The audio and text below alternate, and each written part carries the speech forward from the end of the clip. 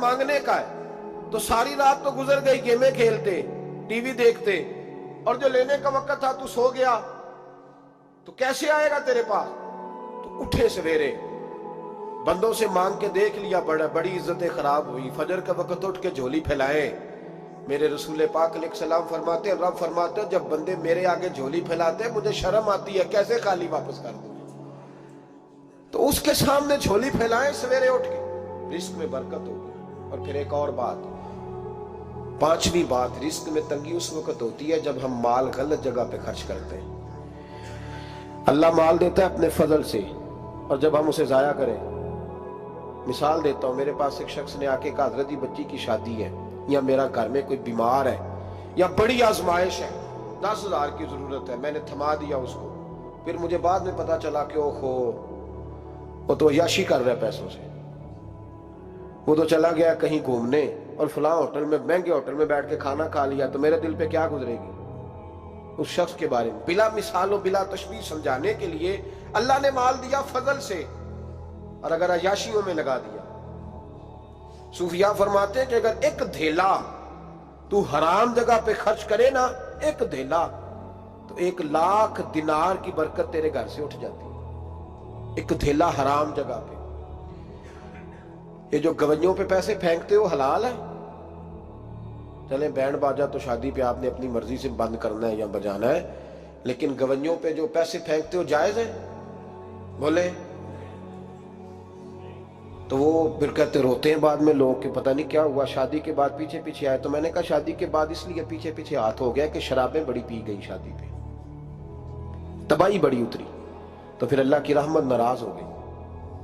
और इस पर मैं कुरान मजीद की आयत पढ़ता हूं, रब फरमाता है, वमन आरदा अन ज़िक्री फइन्ना लहू मईशतन दनका, बड़ी सख्त आयत। वमन आरदा अन ज़िक्री, फरमाया जब तू मेरे तज़किरे से, मेरे जिक्र से मुंह फेर लेता है, फइन्ना लहू मईशतन दनका, तो मैं तेरी मईशत को, तेरे रिस्क को तंग कर देता हूं, तो तेरी जिंदगानी तंग होती।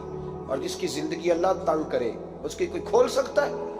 कहते हैं बड़ी जगहों पे गया हूं, बड़ी फूके मरवाई, बड़े दम कराए, हालात सही नहीं होते, तो मस्जिद आके तौबा कर। वो कह रहा फइन्ना लहू मईशतन दनका, ऐलान है कुरान पाक का कि जब तू मेरे जिक्र से मुंह फेरेगा, रोटी मेरी खाए और पैसे लेके अय्याशी करे, मस्जिद आई ना।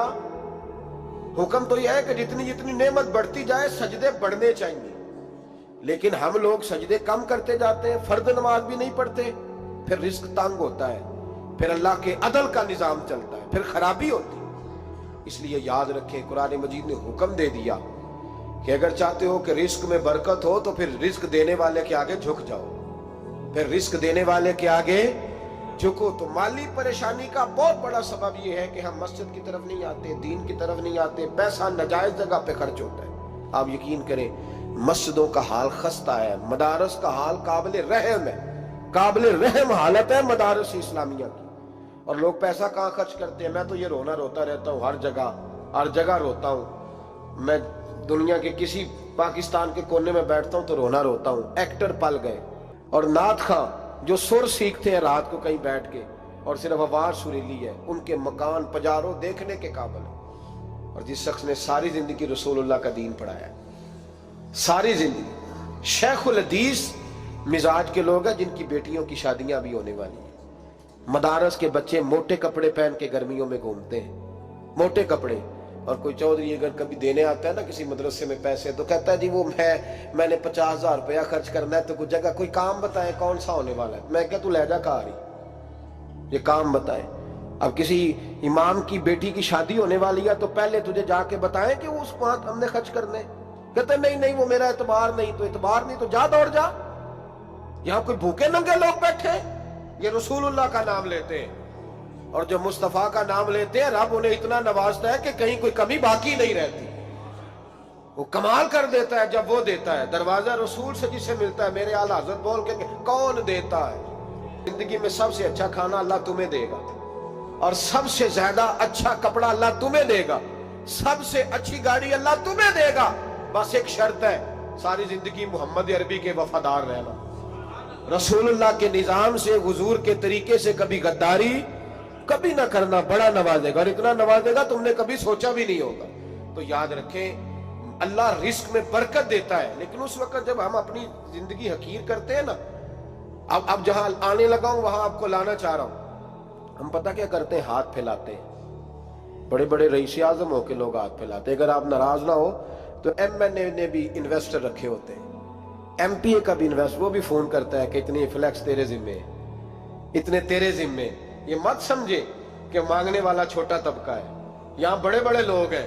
یہاں تو پولیس افسر بھی دکان پہ آ جائے تو دکاندار پریشان ہوتا ہے کہ یہ مفت ہو رہا ہے، یہ پیسے نہیں دے گا۔ تو یہاں مانگنے کے سٹائل بڑے بڑے نرالے، بڑے بڑے نوکھے۔ ناراض نہ ہوئیے گا، سب کی بات نہیں کر رہا، لیکن اللہ ماشاءاللہ اکثر کی بات کر رہا ہوں۔ اب میرے نبی پاک صلی اللہ علیہ وسلم نے درس دیا، فرمایا زندگی میں ہاتھ نہ پھیلانا کبھی بھی، زندگی میں کبھی بھی ہاتھ۔